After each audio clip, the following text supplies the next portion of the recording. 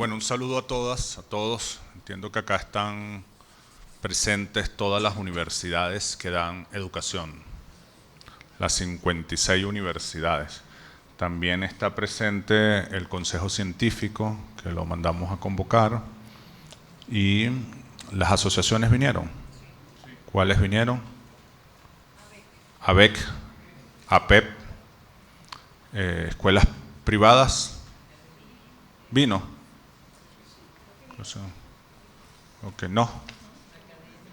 Las academias, que también les pedí que vinieran.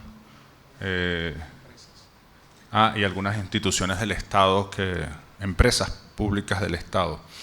Esta reunión, que normalmente la hacemos solamente con las universidades, las 56 universidades que dan educación, están formando en este momento más de 120.000 estudiantes de pregrado, educación. Quiero agradecerles el esfuerzo que están haciendo. La mayoría de esos 120.000 estudiantes, casi 100.000, se concentran en 3 universidades. En la Universidad Simón Rodríguez, en la Universidad Bolivariana y en la Universidad del Magisterio. Ahorita en el proceso de ingreso, aquí está también el ministro de Educación Universitaria, el comportamiento fue parecido, ¿no? Seguramente porque son las universidades que tienen mayor territorialidad, hace que la matrícula sea mayor en esas universidades. Y lo que hemos venido trabajando con estas universidades, muchas gracias, es un poco, desde que llegamos en septiembre, la caracterización de cómo estábamos viendo desde acá la situación de la educación en Venezuela, de cuáles creíamos nosotros que eran los retos fundamentales para esta etapa y cómo tratar de ir ordenando un poco la situación. De manera resumida, nosotros caracterizamos al llegar la situación de la educación en una situación de dificultad por 3 elementos fundamentales. El primero, todo lo que generó la pandemia y que sigue generando. Nosotros estamos graduando generaciones que pasaron 2, 3 años sin ver clases presenciales. Y en materia educativa no podemos solamente pasar la página y decir, bueno, ya se fue la pandemia. No, esos muchachos siguen en el sistema educativo con 2 o 3 años sin clase. El maestro tiene que dar lo que le corresponde ese año y lo que no vio el muchacho y la muchacha. Y eso es un tema que tenemos que estudiar, que tenemos que reflexionar, que tenemos que analizar. Creo que no hemos hecho, y creo que aquí estamos los responsables, una reflexión suficientemente profunda de cuál es el impacto que generó y que sigue generando la pandemia en la educación venezolana, y en consecuencia no hemos tomado los paliativos, no creo que eso tenga correctivos, los paliativos necesarios para atender esa situación.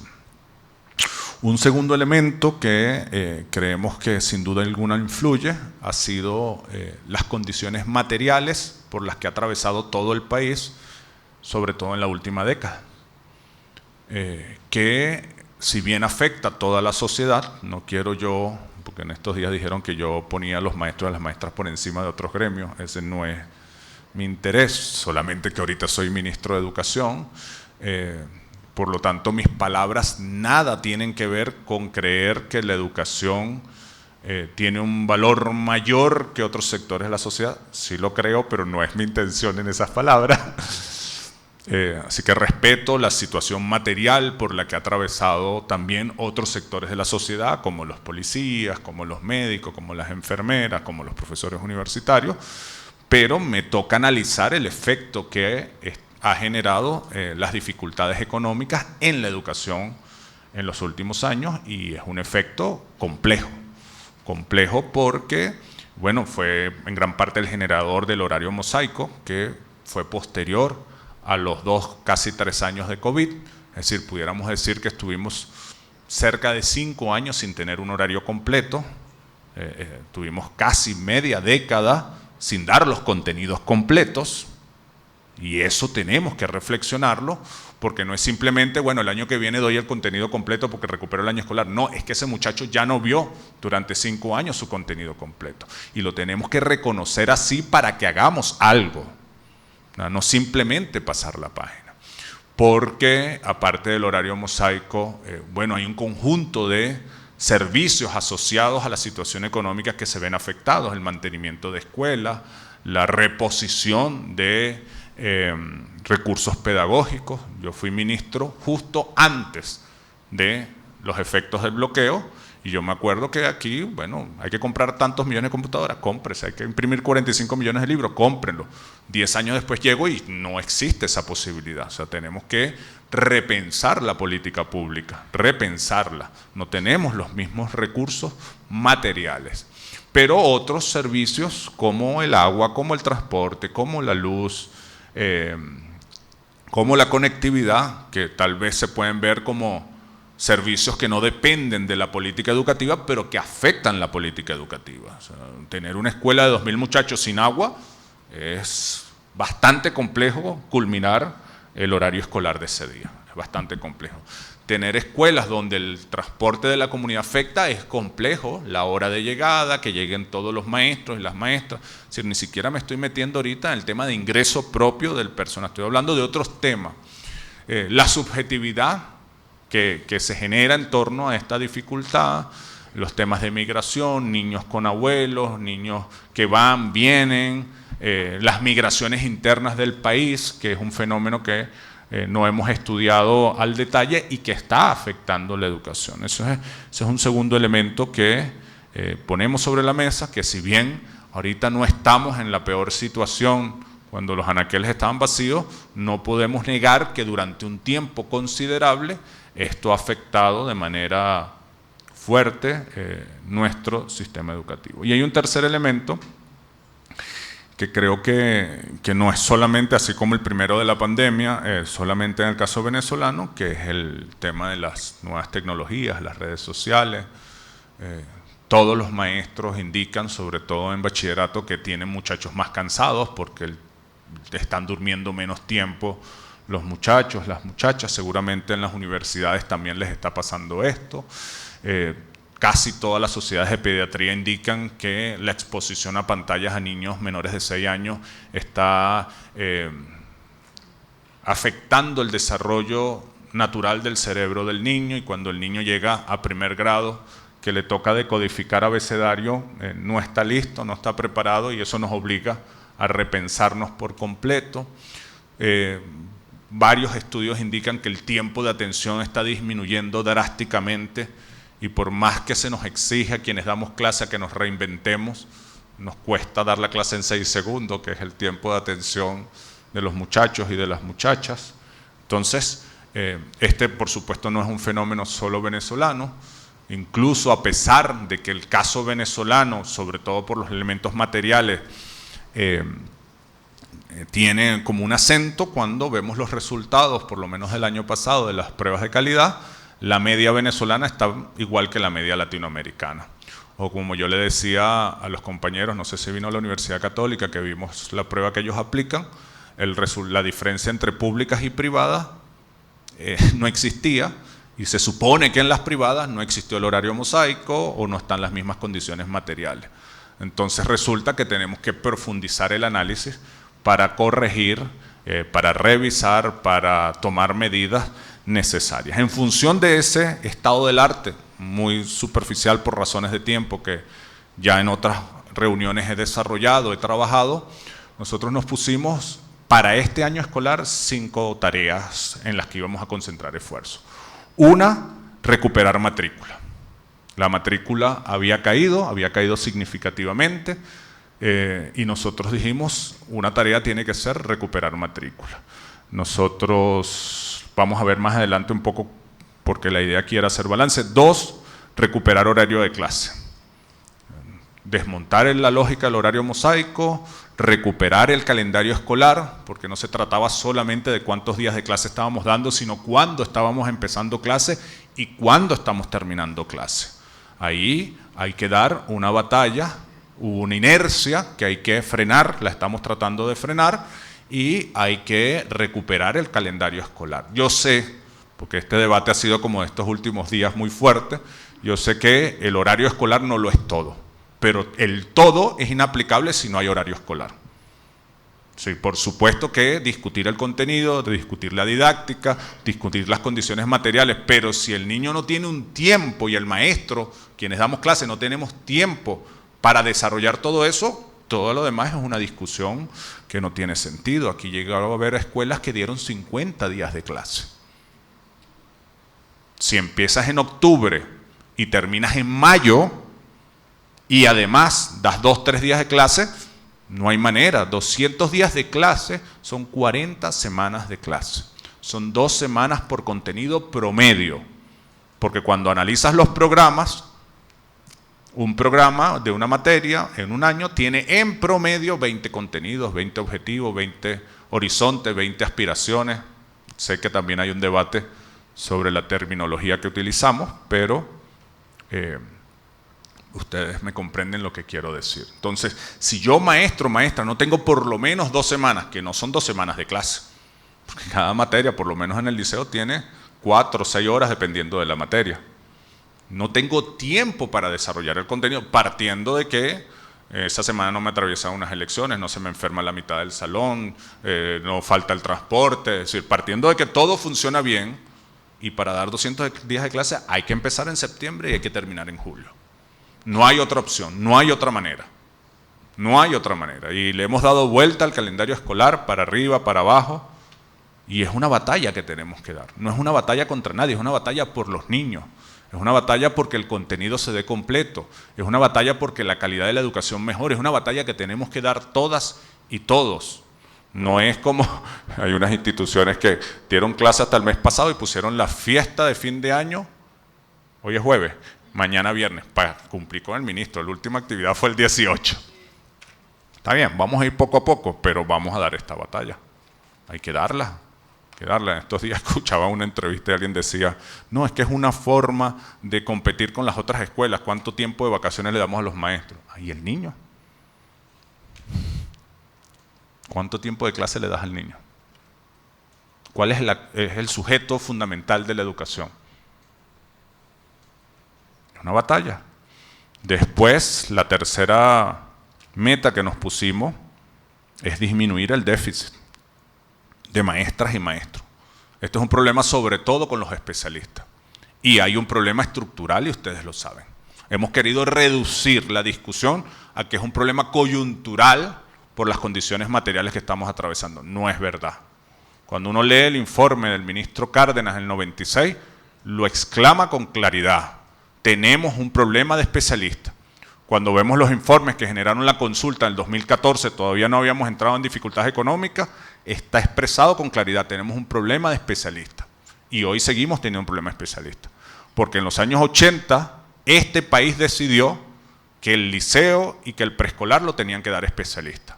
No voy a entrar en ese debate si es lo correcto o es lo incorrecto, seguramente aquí tenemos posiciones distintas. Lo que es lógico es que si tomamos esa decisión, la formación de las universidades tenía que ser por lo menos mitad y mitad. No podía seguir siendo 80% maestras integrales, 20% especialistas, como sigue siendo. Y tenemos que cambiar eso. Porque si no, la cuadratura nunca va a dar. Podemos politizar el tema y tratarlo de convertirlo en una discusión coyuntural, pero es un problema estructural. Es un problema estructural. No es el único problema para cuadrar esto. Hay otros temas burocráticos. Hay algunos que se han atrevido a decir, en Venezuela hay un déficit de maestros y maestras. Alguien llegó a escribir que en Venezuela faltaban 250.000 maestras y maestros. Bueno, de eso vamos a hablar más adelante con las láminas, no me quiero adelantar, pero esa es una meta que nos pusimos, de reducir el déficit. Otra meta que nos pusimos, ahí dice avanzar en calidad educativa, ¿no? Realmente en la meta de este año que nos pusimos era ordenar los programas. Nosotros no estamos planteando un cambio curricular como han dicho algunos titulares. Nosotros estamos diciendo, hay 20.000 documentos, una exageración, hay muchos documentos sobre la mesa y el maestro y la maestra no saben por cuál guiarse. Porque están los libros de la colección, están las recomendaciones de tal año, las recomendaciones de tal año, los convenios internacionales que nos obligan, los que hemos firmado, a dar ciertos contenidos. Y lo único que nosotros nos planteamos es, pongamos todo eso sobre esa mesa y ordenémoslo. ¿Qué es lo que corresponde año por año? Aquí Todo lo que hagamos, yo se los pido encarecidamente, tiene que hacerse desde la mirada de un maestro de aula. Porque aquí llegan compañeros que proponen y dicen, hay que agregar tantas materias. Está bien, ¿en qué horario? La educación no se trata solo de agregar, porque también tienes que priorizar. Al final, si logras que el calendario se dé, son 40 semanas. Si logras que se dé todos los días, son 25 horas reloj, que no es la hora de clase. Porque la hora de clase dura 40 o 45 minutos. Son 25 horas reloj, 25 horas de 60 minutos. ¿Cómo distribuyes todo el contenido que me estás planteando en esas 25 horas, en esas 40 semanas al mes? Entonces tengo que priorizar cuáles son las materias, cuáles son los contenidos, cómo los vamos a dar. Ese es un ejercicio que hay que hacer. No se trata solamente de agregar. Y cuando me agregas algo tienes que pensar en la persona que lo va a dar. Lo tienes en todo el territorio. Es decir, construir un programa educativo tiene que incluir todos esos elementos, todos esos factores, para que sea viable, para que sea real. No que decidimos algo aquí en el piso 20 y en la escuela no pasa simplemente porque no se tomó en consideración tiempo, espacios, equipos humanos que hacen posible eso. Hacen posible eso. ¿Cómo se administra el tiempo y el espacio de la escuela? Hay compañeros que me han planteado, haz un día de cultura, un día de deporte. La escuela no funciona así. La escuela no funciona así. En la escuela, mientras tienes un grupo en la cancha, tienes otro grupo en el teatro, tienes otro grupo en las aulas, tienes otro... Claro, a lo mejor teóricamente lo ideal no sería tener a los muchachos 5 horas en un aula, por supuesto que no, pero eso depende de la infraestructura física con la que tienes. No es lo mismo ser una maestra con 20 estudiantes que ser una maestra con 40 estudiantes. Las dinámicas son distintas. El entorno de la comunidad marca la diferencia. Los entornos familiares, si hay violencia, si no hay violencia. Y todos esos elementos los tenemos que tomar en consideración cuando ordenamos un programa. Y por último, elevar los niveles de dirección. Esas son las 5 metas que nos propusimos. Yo quería aprovechar esta reunión, última reunión dentro del horario de clase. Porque nosotros seguimos trabajando. Las maestras se van de vacaciones, pero nosotros seguimos trabajando. Y en función de eso, presentarle algún balance. Yo les pido que todas estas, las invito, a las universidades ya las he invitado, a las academias los invito hoy. Todo esto que yo presento es auditable. O sea, quiero que se involucren, se sumen. Vayamos aleatoriamente a las escuelas a ver si lo que estamos diciendo, yo trato de hacerlo. Todas las semanas ir a una escuela. No para poner esto en el seno de la falsa polarización que a veces hay, sino para que entre todos mejoremos. Así conseguimos la matrícula, 5.570.942 en septiembre, muchachos inscritos. Así estamos cerrando el año, 5.936.000. Esto es un tema difícil porque todo este tema de la migración, que van, vienen, que se mueven dentro del país, lo hace muy complejo. Lo que nosotros estamos diciendo es, bueno, si no hay datos que nos puedan facilitar un objetivo, pongámonos un objetivo de 7 millones y busquemos. Lo que nos falte cada vez es más difícil. Porque lo que nos falta, estamos hablando de familias que, o sea, porque normalmente la cultura es que la escuela garantice el cupo y que el padre y la madre vengan a inscribir al muchacho. Sí, eso está bien hasta este número cercano a los 6 millones, pero de ahí en adelante son familias que casi siempre están asociadas a pobreza extrema, a problemas de adicción, a violencia intrafamiliar, a enfermedades crónicas, a migraciones complejas donde se quedaron con una abuela el niño. Y si nosotras y nosotros no pensamos en políticas públicas que busque al niño, que traiga al niño, que le garantice todo al niño y que garantice que el niño vaya todos los días, no es suficiente con que garanticemos el cupo. Nosotros podemos decir, desde el punto de vista de aulas y maestros, sí, tenemos para recibir 1 millón más. Está bien, pero el niño no va a venir solo. En este número no va a venir solo. Muchas veces la mirada de la escuela es, esto es corresponsabilidad, familia, comunidad, escuela. Sí, eso es cierto, pero hay un grupo de niños que su familia somos la escuela. Y entonces no nos podemos quedar solo en la política con garantizar que tenga el cupo, que tenga el maestro, que tenga el aula, sino que tenemos que ir más allá. Tenemos que ir a buscar. Es cierto, a lo mejor nosotros no nos podemos plantear entregarle a 6, 7 millones de niños zapatos, uniformes, todo eso. estamos entregando como a cerca de 4 millones, pero dentro de esos 4 millones que le podemos entregar uniformidad, tenemos que priorizar al que más lo necesita, porque también es cierto que no todo el mundo necesita que el Estado le garantice todo esto. Hay padres y madres que pueden cubrir eso. Somos nosotros los que tenemos que saber buscar quién es el que más lo necesita. O sea, que no se quede ningún niño porque es que me faltan zapatos. Es que tenemos para dárselo al que lo necesita. No es que no tiene para comer, es que tenemos para darle comida al que necesita. Pero entonces tenemos que perfeccionar nuestras políticas públicas para que con los recursos que tengamos nadie se nos quede, como dice el poeta, con las manos cortadas mirando para el barranco. Entonces yo aquí les pido, aquí está, bueno, en líneas generales los responsables de pensar el país, que me ayuden a pensar esto, a estudiarlo, a buscarlo. Este es el número que más se nos esconde, lo que nos falta por conseguir para llevar la matrícula al 100%. Es el número más complejo. Puede ser que muchos de estos niños, ahorita en agosto vamos a una gran ofensiva con los liderazgos territoriales, con los movimientos sociales, a buscar casa por casa. Puede ser que subamos la inscripción para septiembre, como yo estoy seguro, pero si después no hay una política de acompañamiento, de nada sirvió aumentar la matrícula en cuanto a inscripción si asistencia a clases no la monitoreamos, además con foco sobre todo en estos sectores más necesitados, y ahí necesitamos que ustedes nos ayuden a pensar, a reflexionar, a estudiar, a comparar metodologías de otros países para lograr ese 100%. Pero bueno, este es el balance de este año. Luego en lo segundo, tenemos una tabla. La primera tabla la hacemos con inscripción escuela por escuela. Esta segunda tabla sí tenemos dos metodologías, que es el reporte de días de clase que me dan los directores, pero a su vez tenemos una encuesta por hogares semanal. Esto lo estamos midiendo, esto que le estoy presentando tiene el corte de mayo y de junio, para que ustedes tengan dos fichas. Esta tabla era completamente inversa cuando llegamos en septiembre. El promedio era de 2 a 3 días de clase. Como ustedes ven, la columna de un día de clase está en 0.4 y 0.2, mayo-junio.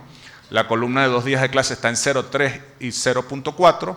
Y la columna de 3 días de clase está en 4.2 y 4.3. La de 4 días en 10.3 y 9.7. Y la de 5 días en 84 y 85.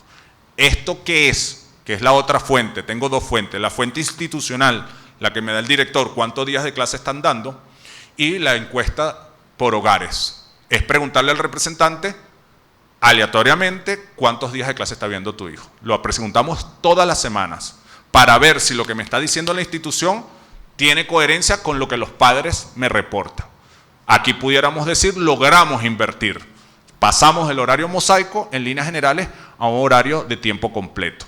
Tenemos esto al detalle, qué escuela, qué territorio.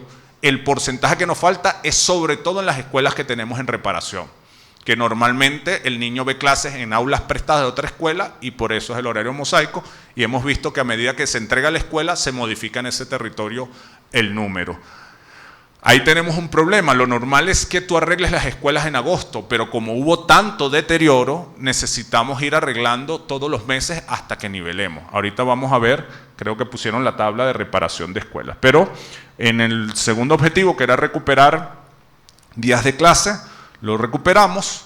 Nosotros vamos a seguir haciendo un esfuerzo por esto, porque no se trata solo de los días de clase, se trata también de cuándo se empieza y cuándo se termina. Anunciamos desde ahorita, vamos a arrancar administrativamente el 8 y con clases el 15 de septiembre para todos los niveles. Y vamos a hacer un calendario escolar hasta final de julio. Y vamos a trabajar para que esta dinámica de empezar en agosto, en septiembre, en octubre y terminar en mayo, en principio de junio, desaparezca. No es posible dar el contenido de ningún programa en menos de 40 semanas. En 40 semanas es difícil. En 40 semanas es difícil. Estamos haciendo un gran esfuerzo por priorizar correctamente los contenidos y eso, bueno, es parte de lo que hablaron nuestros compañeros y compañeras, pero yo les pido a las academias, a las universidades, que me ayuden a explicarle al país por qué es tan importante el tiempo escolar. No es lo único, pero es sumamente importante, debe respetarse. Ustedes no saben cuánto tiempo dedico yo al día para llamar a alcaldes a explicarles por qué no debe nombrar días feriados a cada ratico. Si el hecho es muy importante culturalmente para el municipio, que lo incluyan en la dinámica educativa, pero no me suspendas la actividad escolar, porque los días feriados nacionales, más los días feriados estatales, más los días feriados municipales, más los días de las elecciones, más el día que llovió, entonces terminamos cuando sumamos teniendo la mitad del tiempo escolar. Hay que respetar el tiempo escolar. ¿Cómo vivo yo llamando ministros para que quiero hacer una actividad en la escuela? Está bien, vamos a hacerla, pero no intervengas en el tiempo escolar. No intervengas en el tiempo, porque yo, maestro, tengo que hacer una planificación de cuándo voy a dar los contenidos. Si me quitas eso, rompes una planificación. Y tenemos que trabajar esto y trabajarlo para que se convierta en sentido común con los padres, con los representantes. Los maestros lo tienen muy claro porque son los que más lo sufren.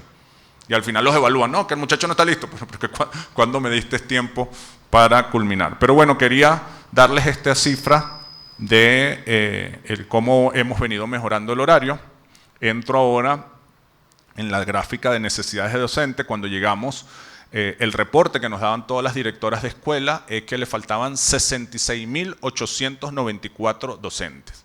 Y hoy el reporte que tenemos es de 25.393, es decir, logramos disminuir en un 62% el déficit de maestras y maestros. Y aquí quiero llevar algunos detalles. En Venezuela no hay déficit de maestras y maestros, en Venezuela hay déficit de especialistas. Si nosotros nos fuéramos a la cifra de 7 millones de estudiantes, matrícula de 7 millones de estudiantes, e imagináramos que todos esos estudiantes están en escuelas públicas nacionales, es decir, que no hay ninguno en ninguna escuela administrada por particular llamada privada, mal llamada privada, porque la educación es pública. No hay ninguna de esos muchachos en escuelas subsidiadas, como las de Fe y Alegría, las de ABEC, etc. No hay ninguno en escuelas estatales ni municipales. Planteemos que la matrícula ya llegó a 7 millones y toda, absolutamente toda, depende de la nómina nacional. Y partamos de que no hay ninguna maestra que tenga más de 20 estudiantes. Sería un estándar ideal si lográramos que todas las maestras de este país no superaran en aula los 20 estudiantes. Cuando usted divide 7 millones entre 20, eso da 350.000 maestras y maestros. No da más. Y estoy partiendo que la matrícula llegó a 7 millones, estoy partiendo que toda la educación estudia con maestros y maestras de la nómina nacional. Ninguno en privada, ninguna en subsidiada, ninguna estatal, ninguna municipal. Es decir, usted necesitaría para atender en grupos de 20, 350.000 maestras y maestros. Tenemos 450.000 en la nómina. Activos, no estoy sumando jubilados, no estoy sumando administrativos, no estoy sumando obreros, no estoy sumando madres cocineras. No hay ningún maestro en la nómina que sea bachiller. Eso es falso, completamente falso. Son maestros y maestras con títulos de las universidades públicas que se les pagan en la nómina. 462.000 maestros hoy. ¿Tenemos un problema de orden, que es un problema nuestro de la burocracia de la nómina? Sí, sí lo tenemos. Y por eso es que estamos haciendo un esfuerzo por ordenar la nómina. Aquí se construyó una cultura que el Ministerio de Educación era el gran proveedor de personal a otras instituciones. Eso no puede seguir pasando. No puede seguir pasando. A mí me llegó un alcalde a decirme que yo le iba a cerrar la alcaldía porque de 250 trabajadores, 200 eran maestros y yo le estaba pidiendo que se devolvieran aula. Y yo le dije, realmente a mí me parece mucho más importante el aula de clase de los niños de tu comunidad que las oficinas de tu alcaldía. Lo siento y lo lamento mucho. Si usted tanto necesita a sus maestros, bueno, yo los desincorporo y usted los paga, pero yo necesito los recursos del Ministerio de Educación para atender la educación de los niños de Venezuela. Ya, entonces esto es otra batalla que estamos dando, pero si no la llenamos de contenido, pudiera no comprenderse. ¿Qué le estamos diciendo a usted? Usted cobra por el Ministerio de Educación, usted tiene que volver a aula. Tiene que volver a aula. No, pero es que yo no quiero. Bueno, pero ¿cómo hacemos? No, que esto es una pelea contra los maestros. Por el contrario, esto es una pelea por los maestros y las maestras. Porque cómo es de difícil cuando uno es maestro y tiene 46 muchachos. ¿Cómo es de difícil cuando tú eres maestra de primer grado, tienes 30 muchachos y un niño quiere ir al baño? ¿Qué haces? ¿Mandas a un niño de primer grado en una escuela de 2.000 estudiantes solo al baño? ¿O paras la clase y te vas con tus 30 muchachos al baño en fila india? Por eso digo, la política hay que pensarla desde la cotidianidad. Entonces sí estamos dando una batalla por ordenar la nómina. Y yo le pido, y yo estoy seguro que las maestras y maestros que dan clase todos los días en aula entienden esta pelea y me van a acompañar. Pero le pido también a las academias, a las instituciones que me ayuden a ordenar esto. Esto no es persecución contra nadie. Esto es decirle, usted cobra por acá, usted trabaja en un aula. Porque quiere decir que hoy tenemos las condiciones para poner un maestro cada 20 estudiantes. Y eso inmediatamente va a mejorar la educación venezolana, porque es un tiempo de atención mayor al muchacho y a la muchacha. Tenemos que dar esta pelea, darla, con modo, decía Bolívar, con modo todo se puede, sí, pero hay que dar esta pelea. Dentro de ese ordenamiento empezaron a aparecer especialistas.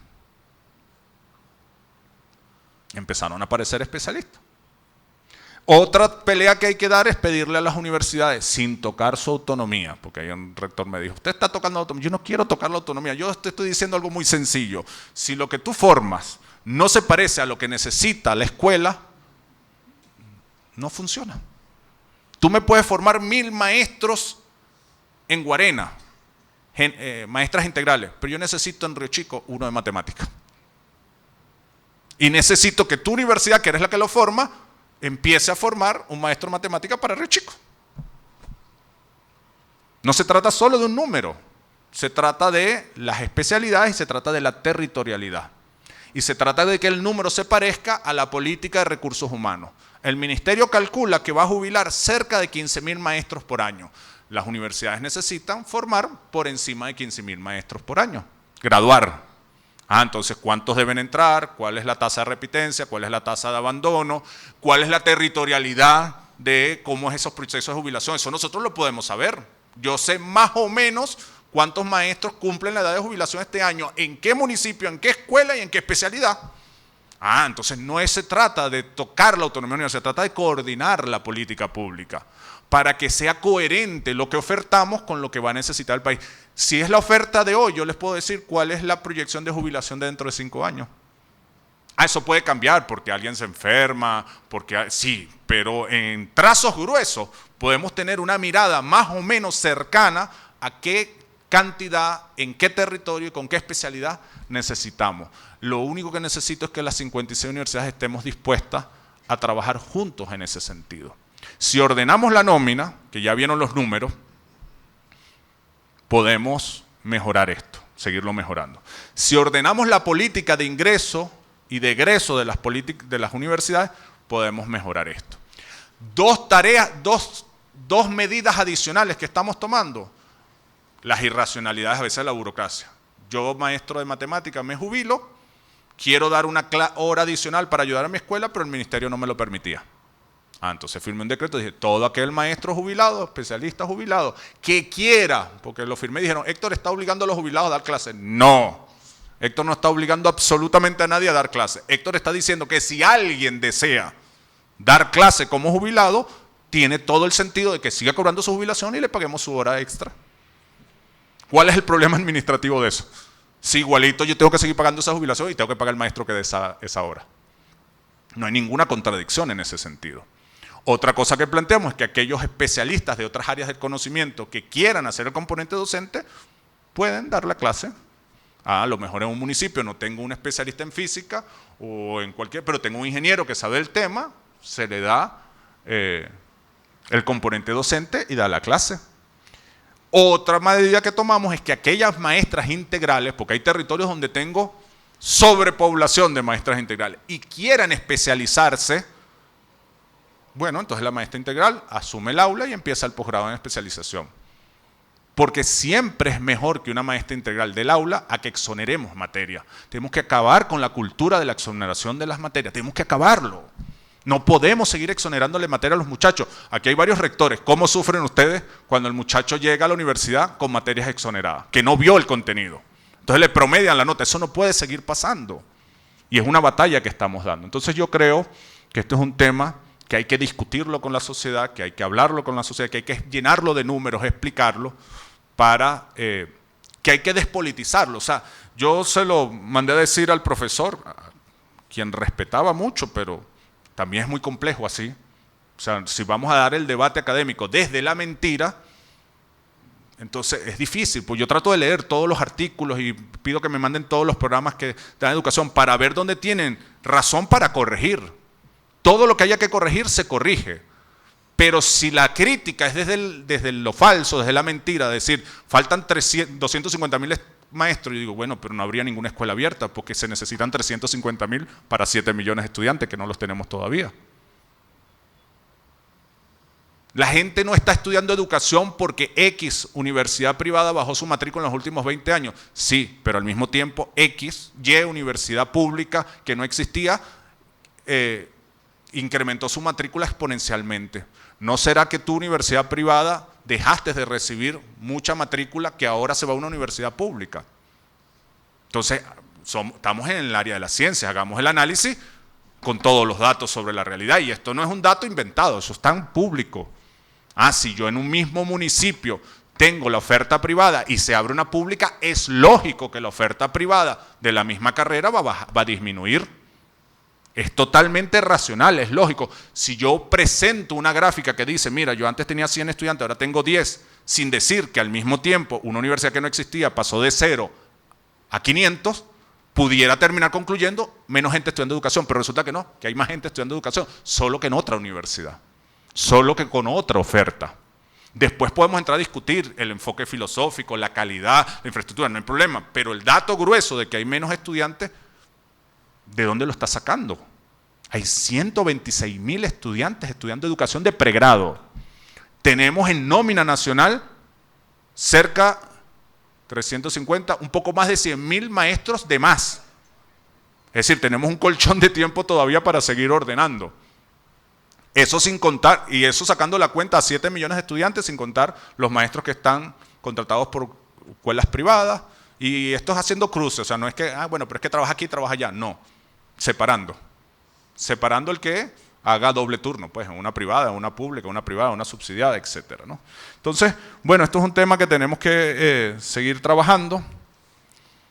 Gran parte de estos 25.000, es un error que hay que revisar, son a veces ofertas pedagógicas que damos sobre todo en algunas escuelas técnicas sin tener los especialistas en ese territorio. Para que se abra una oferta pedagógica hay que contar con los especialistas para esa oferta pedagógica. Yo les he pedido, bueno, vamos a concentrarnos en resolver este tema y creo que una disminución del 62% va en esa dirección. En el tema de formación docente permanente, el año pasado se formaron, según los registros que tenemos en el Ministerio, 91.680 y este año se están formando 193.541. Hay un crecimiento exponencial. Esto es importantísimo porque esto apunta a varias direcciones. Por supuesto, elevar la calidad del maestro que tenemos en aula. Daba una discusión yo con las universidades, me decían, Héctor, el bachiller que me estás mandando no tiene todas las competencias que necesito para la universidad. Yo les respondía, el bachiller que te estoy mandando lo está formando el profesional que tú me estás mandando. No entremos a perseguirnos la cola, resolvamos el problema, califiquemos bien el problema, caractericemos bien el problema, porque yo trabajo con los maestros que ustedes me forman.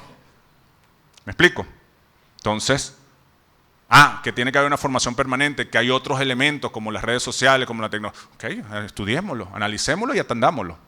Pero no empezamos en, si la culpa es mía, la culpa es tuya. No, es una realidad mundial. Además, cuando ves los informes de calidad, ahí está Suecia, después de 20 años de máxima pantalla en sus escuelas, oh sorpresa, la calidad de la educación sueca retrocedió, tenemos que sacar todas las pantallas, hay que volver a escribir a mano, hay que volver a pasar una hoja de papel. Bueno, ¿qué hacemos? Porque las tecnologías son una realidad. ¿Cómo aprovechamos las aulas para desarrollar más la robótica y otras cosas, pero sin negar otras experiencias, sin negar el libro en la escuela, sin negar el escribir a mano y todas las conexiones que generan en el cerebro esos procesos? Sí. Es una realidad, bueno, vamos a atenderla. Entonces, estos 193.000 ayudan.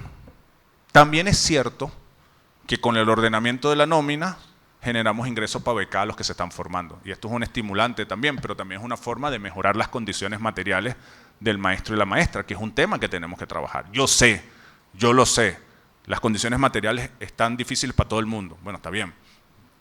pero a mí me toca atender a los maestros, a las maestras. Y tengo que esforzarme por buscar distintas vías para que sus condiciones materiales de vida sean mejor. Y en ese esfuerzo yo les pido que me acompañen, o sea, porque aquí hay una discusión, no, es que es mucho dinero. Sí, porque la educación hay que invertir en ella. Y la sociedad tiene que entender por qué a veces se deja de invertir en otros temas para invertir más en educación. No es que hay que reparar muchas escuelas. En una discusión con los alcaldes de gobernadores, sí. Pero es que la reparé hace 4 años, sí. Porque ahí hay 500, 1000, 2000 niños. ¿Cómo estás en tu casa cuando tienes 3 niños saltando? Se rompe esto, se manchan las paredes. Bueno, así hay una escuela. Cuando estamos peleando porque la maestra tenga 20 estudiantes por salón, estamos peleando por algo sencillo. ¿Cómo estás tú cuando estás con tus 3, 4 hijos? Bueno, así está la maestra con 20 niños. Que no se caiga, que no se golpee, que no meta el lápiz en el ojo del otro. Sí, la educación necesita inversión y nosotros estamos peleando por optimizar primero el uso de los recursos que tenemos, pero también, y yo sé que es una disputa en la sociedad, ¿no? Más dinero para la educación es menos dinero para otras cosas y todo el mundo necesita. Pero si nosotros no discutimos esto con la sociedad, no le damos legitimidad a un esfuerzo gigantesco que hay que hacer. Nosotros, además, le hemos pedido a la Universidad del Magisterio que toda la formación de nuestros maestros sean modulares para optar a cursos. No solamente en línea, no la multimodalidad, sino también modulares en el sentido que eso me suma al posgrado. Es decir, que no sean cursos aislados, sino que sea la parte de ir elevando todo el tema de la titulación necesaria también para que motive más al maestro. Bueno, yo voy a hacer ese curso, pero ese curso es parte del programa de este posgrado, de este doctorado, que lo voy haciendo por partes y voy avanzando en eso. La acreditación académica. Entonces, bueno, aquí creemos que hay una dinámica interesante. Yo le pido que la estudien, que la acompañen. Les he pedido a la universidad también que estos programas que ustedes vieron, que no es un programa nuevo, es ordenar los programas, sean parte fundamental. Nosotros, para evaluar la calidad educativa, necesitamos que la maestra y el maestro sepa qué tiene que dar. Por año, por grado. Necesitamos que lo sepan. Si cada quien da con su cuadernito que escribió cuando empezó a dar clases hace 10, 15, 20, 30 años, lo que está viendo el niño de Río Chico es muy distinto al que está viendo el niño de Carapita y es muy distinto a lo que está viendo el niño del Delta. ¿Cómo evaluamos el sistema educativo? Yo sé que el sistema educativo tiene que evaluarse con contexto sociocultural, económico, etcétera, pero al final tenemos que tener una media mínima para el país de qué aspiramos, ¿no? Entonces, bueno, ahí así vamos al tema. Planteles rehabilitados, ahí nos pusimos la meta de reparar 100 planteles. Esta curva es una curva engañosa porque es sumatoria. No es que en el último mes reparamos 1.415 planteles. No, es que el último mes llegamos a 1.415. La realidad es que la meta era 100 planteles por mes. Así estamos trabajando. Y bueno, estamos en el mes 7 y vamos por 1.415, así que la meta que nos planteamos la estamos cumpliendo. Bueno, ustedes han visto, yo les pido que vayan a visitarlos, que se organicen visitas de toda la academia para que vean un poco lo que estamos haciendo en los planteles. La idea es recuperarlos integralmente. Hubo mucho tiempo de desinversión y obliga a hacer una inversión compleja. A veces, bueno, tenemos problemas con los sistemas de drenaje, con los sistemas de agua potable, de aguas servidas, que afectan mucho los sistemas eléctricos, y que estamos haciendo recuperaciones integrales. Lo que normalmente está pasando es que en escuela que recuperamos se dispara la matrícula. Hay 2 elementos que están siendo clave, o 3. Las escuelas que pasan a 5 días de clase, las escuelas que se recuperan físicamente y las escuelas donde funciona el programa de alimentación escolar nos disparan la matrícula inmediatamente. Entonces, bueno, estamos, aunque lo material no es lo determinante, estamos trabajando, sí. Sí, ya voy. La tengo más adelante, creo.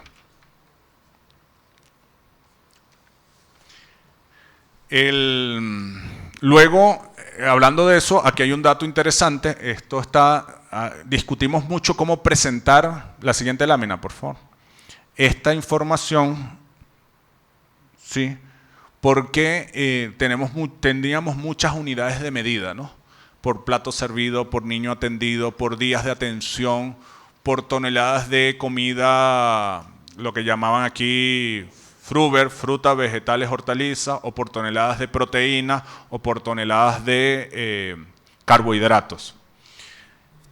Entonces era mucha información, al final no lográbamos construir una fórmula. Yo le dije, bueno, vamos a presentar una de ellas, que es tonelada de alimento. Estábamos en 5.000, esto es millones, ¿verdad? Toneladas métricas, 5.494 toneladas métricas en septiembre cuando llegamos, y estamos en 7.510 toneladas métricas. Esto significa más niños comiendo, pero esta cifra disfraza algo. No es solamente más niños comiendo, es niños comiendo mejor. Porque este crecimiento ha sido sobre todo en frutas, vegetales, hortalizas y proteínas. El sistema de alimentación escolar tiene una gran dificultad, que es su sistema de frío. Donde hemos concentrado la inversión es en incrementar la capacidad de frío. Porque al no tener frío, casi toda la comida está asociada a carbohidratos. Porque es la más fácil de movilizar y de mantener. Entonces, gran parte, este crecimiento no es solamente un crecimiento, sino que es un crecimiento direccionado. Nos hemos concentrado en que crezca la capacidad de movilizar en frío y de almacenar en frío, para que no solamente haya más comida, sino que haya mejor comida, que la comida esté más acompañada de de proteínas, de frutas, de hortalizas y de vegetales. No hemos llegado al estándar que queremos, pero bueno, hay un crecimiento, y que cuando lo vemos este dato sería interesante que lo analizaran cuando lo vemos territorialmente. En aquellos territorios donde más hemos crecido es donde más nos crece la matrícula. Las curvas se acompañan, pero bueno, no quería llenarlos de tanta información. Sin embargo, esa información la pongo a disposición para que la analicen. Y finalmente, que fue por donde empezaron, hemos presentado al país todo un esfuerzo por ordenar 4 áreas de conocimiento. No son las únicas, tenemos equipos trabajando otras áreas de conocimiento, pero quisimos empezar por la matemática, por las ciencias naturales, que incluye biología, química, ciencias de la tierra y física, por las ciencias relacionadas con la identidad, que incluye historia, ciencias sociales, geografía, por las prácticas del lenguaje, que incluye la literatura, el castellano, la lectura y la escritura. Inmediatamente que presenté esto, el titular fue: Héctor quiere eliminar materia. No, ni quiere eliminar materia, ni se está planteando ahorita un cambio curricular. Héctor está haciendo un esfuerzo por ordenar lo que ya está aprobado, para que cada maestra sepa año por año qué tiene que dar, incluso semana por semana. Eso es lo que nos estamos planteando. No nos estamos planteando ahorita ni un cambio curricular, ni un cambio de la malla curricular, ni absolutamente nada de eso. Ponme todo lo que hay en la mesa y vamos a ordenarlo. Vamos a ordenarlo para que más o menos sea la misma cantidad de contenidos por año, para que la progresividad de los contenidos tenga coherencia. Es decir, si voy a dar un contenido de matemática que previamente necesita otro contenido, ese contenido previo debe darse previamente. No se puede dar 2 años posterior, como nos pasaba, por el desorden, por no tener una mirada integral de las cosas. Entonces, eso es lo que le estamos presentando al país. Es un papel de trabajo que está guindado en la página web durante este mes. Hemos recibido, por ejemplo, de ciencias naturales, habíamos recibido 400 observaciones, recomendaciones, ideas, propuestas. Todas esas recomendaciones, estos documentos se hicieron consultando a los especialistas sobre estos temas. Esas recomendaciones se las vamos a incluir, vamos a imprimir en agosto y vamos a entregarle a la maestra un papel de trabajo. Y durante todo el año que viene le vamos a decir a la maestra: ve en tu aula de clases si esto que te estoy diciendo tiene sentido. Si tienes el tiempo para aplicarlo, si tienes los conocimientos para aplicarlo, si tiene el hilo conductor necesario, si le falta algo, si le sobra algo. ¿Qué recursos pedagógicos necesitas para acompañar estos procesos? Y a final de año volvemos a revisar. Entonces va a ser un proceso en construcción que necesita que se generen consensos, que necesita que lo construyamos entre todas, y esto mismo que le digo a la maestra se lo digo a ustedes. Necesito, les pido que las universidades, que las academias, que los gremios, las asociaciones se involucren en estos procesos. Nosotros... Esta es la mirada a corto plazo, es verdad, como una política de shock ahí en el primer año. Creemos que el balance es positivo. Por supuesto, todavía estamos muy lejos de lo que deseamos para la educación venezolana. Vamos ahorita a encontrarnos con el movimiento de maestros y aspiramos de ahí tener una mirada un poco más a largo plazo. Le estamos pidiendo a este Congreso que nos dibuje, que discutamos cuáles son las 10 tareas fundamentales para los próximos 10 años. Sabemos que los temas de la educación no lo vamos a resolver a corto plazo, pero creemos que es un primer año donde hay un balance positivo, un balance que lo ponemos bajo el escrutinio de ustedes sin ningún temor, porque nos interesa que nos digan dónde podemos hacer más, dónde tenemos que corregir, dónde faltan cosas por hacer o dónde creen ustedes que vamos en una dirección incorrecta. Y por supuesto estaremos dispuestos a debatirlo, a discutirlo y a construir con la sociedad, porque tenemos muy claro que el tema educativo, para que funcione en un país, tiene que tener el mayor consenso posible con las familias, con la sociedad organizada, con los sectores académicos, y es nuestra plena y absoluta disposición en ese sentido.